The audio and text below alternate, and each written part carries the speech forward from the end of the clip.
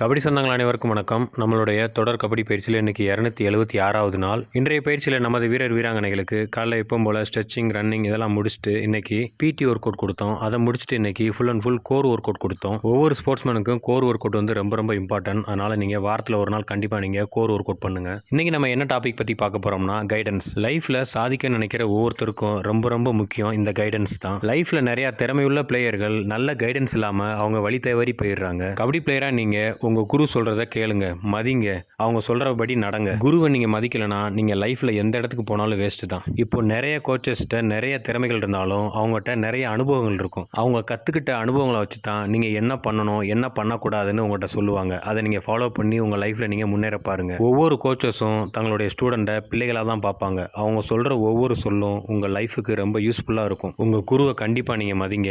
எப்போவும் அவங்களுடைய நன்றியை மறந்துடாதீங்க. இந்த வீடியோ உங்களுக்கு பிடிச்சிருந்துச்சுன்னா மறக்காமல் லைக் பண்ணி கமெண்ட் பண்ணுங்கள்.